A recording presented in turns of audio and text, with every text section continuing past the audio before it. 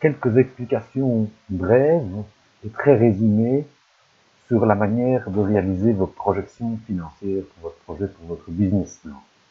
Nous avons donc d'abord le compte de résultat ici, puis nous avons l'actif et le passif pour le bilan. Nous avons aussi le tableau des amortissements et le calcul des charges financières. Avec ceci, on peut déjà faire beaucoup de choses. Alors, notre projet, c'est d'avoir un comptoir pour vendre une série de choses. Et nous avons fait une petite étude de marché et nous avons vu que ce que nous pouvons vendre, on va appeler ça des Scooby-Doo, c'est nous pourrons vendre la première année pour 100 000 euros, donc nous marquons ici 100 000 euros de vente. La deuxième année, nous ferons plus connaître, nous pourrons vendre pour 120 000 euros, et la troisième année pour 140 000 euros. Mais évidemment, les Scooby-Doo, on les fabriqués, et on les vend 2 fois plus cher que le coût de fabrication. Donc du coup, le coût des ventes est de 50 000 euros, 60 000 euros puisque c'est 2 fois moins, et 70 000 euros que j'ai bien mis entre parenthèses pour dire que je devrais réduire. Et puis nous avons des charges de loyer, de notre...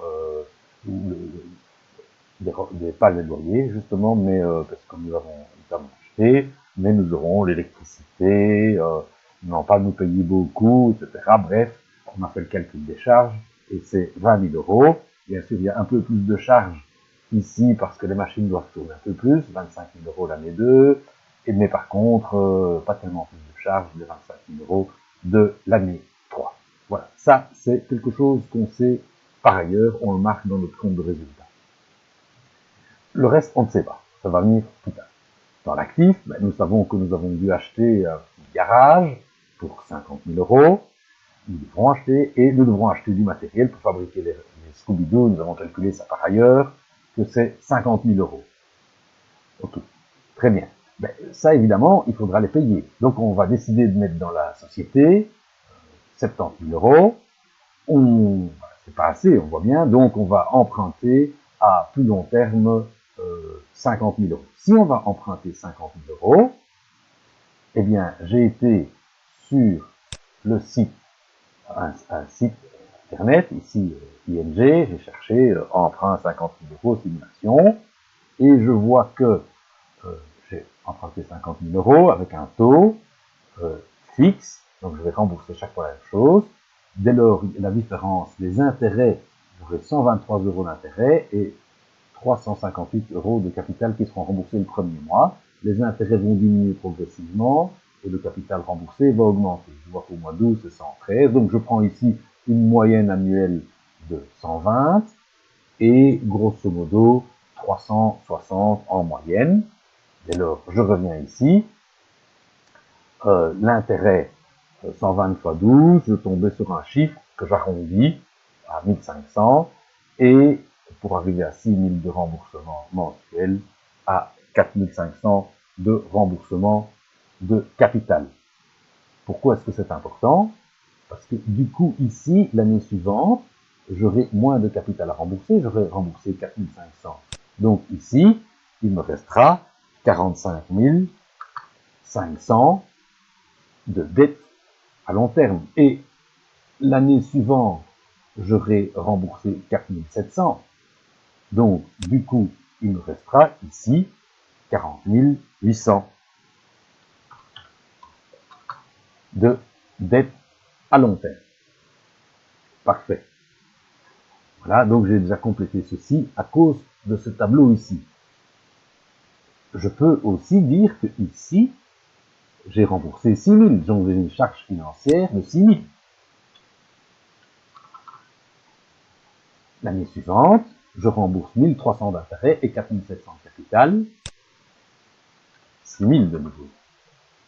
Et l'année suivante, je rembourserai 4 800 plus 1 200 euros d'intérêt, ça reste 6 000 euros que j'aurai en charge financière.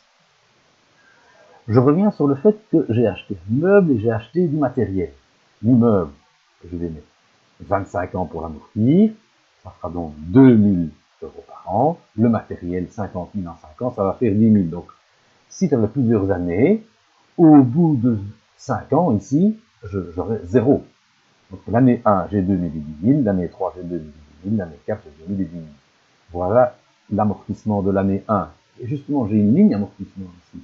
Et je vais faire la somme de 2000 et de 10 000. Ça fait 12 000. Pour l'année 2, c'est 12 000 aussi. Et pour l'année 3, ça reste 12 000. S'il y avait des choses à amortir en un an, ben, ça aurait une influence sur l'année 2 et l'année 3. Parfait. Mais regardez ici, j'ai tout ce qu'il faut pour continuer. 100 000, moins 50 000, moins 20 000, moins 12 000, moins 6 000, ça fait un bénéfice avant impôt de 12 000 euros. Ben, plus ou moins 25% d'impôt. Du coup, ça fait 3 000 euros d'impôt que je dois payer. Qu'est-ce qu'il me reste? 12 000 moins 3 000, 9 000. Voilà. Alors ici, je peux décider de me payer en partie et de mettre le reste en réserve. Je décide de me payer 4 000 et je vais donc mettre en réserve le complément, forcément, 5 000. Voilà. Ah, mais si j'ai mis 5 000 en réserve, ça va donc... J'ai investi 70 000, on voit bien ici que j'ai investi 70 000, et je viens de décider de mettre en réserve 5 000.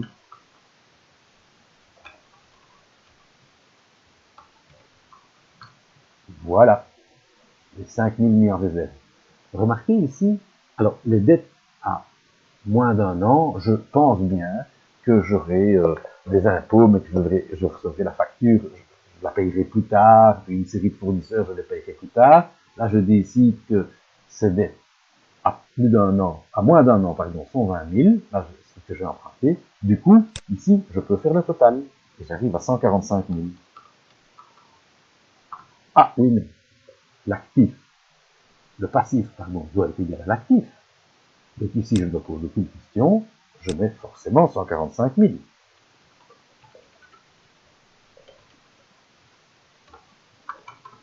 Voilà. Alors, ici, les immobilisés, ben, ils sont ici. J'amortis les immobilisés. 50 000 et 50 000, c'est 100 000. Les amortissements, ben, ils sont ici. 12 000.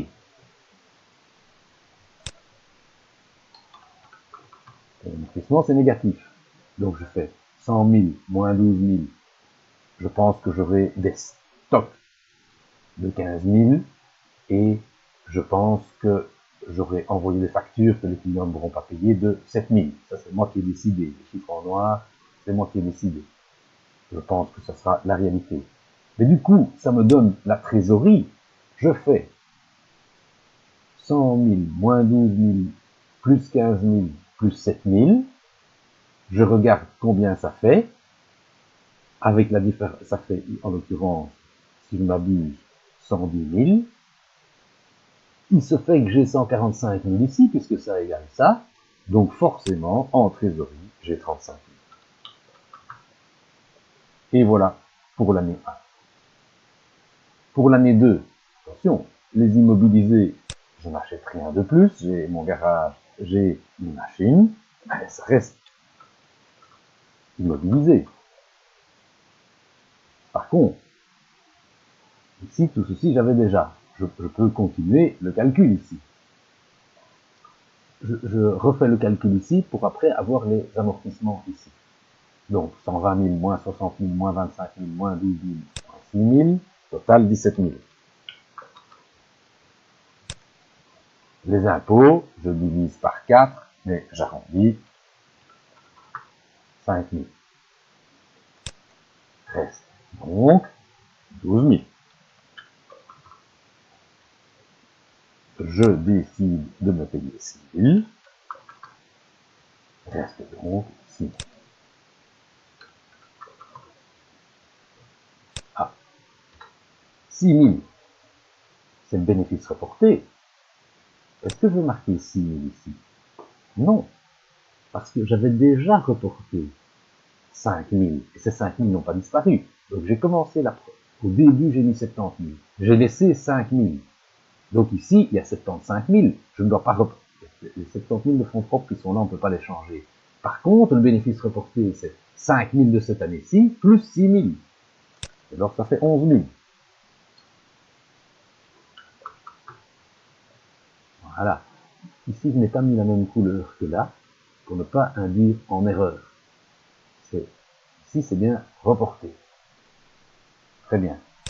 J'imagine que j'aurai un peu plus de dettes, mais du coup, pour arrondir, j'ai mis 25 500 pour avoir des chiffres ronds dans le total. Hein, j'aurai un peu plus de choses que je ne vais pas payer à la fin de l'année. Total, 152. Je n'hésite pas une seule seconde. Actif égale passif. Les amortissements. J'ai amorti 12 000. Mais attention, j'avais déjà amorti 12 000. Les amortissements, si vous voulez, c'est une réduction de valeur sur quelque chose qui existe. J'ai une voiture, je l'amortis en 5 ans, elle valait 50 000. La première année, je l'ai amorti 12 000, elle ne vaut plus que 40 000. Je réamortis 12 000, elle ne vaudra plus que 30 000. Mais comme on laisse la valeur ici, du coup, ici, on cumule. Donc, on fait ceci plus celui de l'année. Du coup, ça fait 24 000. Ah, ça, j'ai tout pour terminer. 100 000 moins 24 000, plus 18 000, plus 9 000. La différence avec 152 000, ça fait 49 000 en trésor. Mais nous voilà à la troisième année. Nous avançons d'un bon pas. 140 moins 70 moins 25 moins 12 moins 6, total 27 000. Les impôts, je regarde le quart et j'arrondis, ça fait 7 000. Je le mets ici, j'aurais déjà dû le mettre entre parenthèses. C'est évidemment quelque chose qu'on va retirer, les impôts. Voilà. Reste 20 000. Je me paye 10 000. Et il reste donc en mise en réserve 10 000. Les 10 000, je vais aller les mettre en réserve. Attention, j'ai 11 000, je rajoute 10 000, ça fait donc 21. Les 40 800 de dette que j'avais calculé avec les charges financières. Toujours pour arrondir, pour faire un zéro ici, j'estime que j'aurais payé un petit peu plus. Et donc 22 200. Ce total ici, 154. Je n'hésite pas une seconde. Ici, je n'ai rien immobilisé de plus, j'ai toujours mon garage et mes machines de fabrication de Scooby-Doo. J'ai amorti 12 000 de plus, que j'additionne aux 24 000, ça fait donc 36 000. 100 moins 36 plus 21 plus 11, la différence avec 154, ça fait 58. Et ma foi, mes projections financières sont terminées.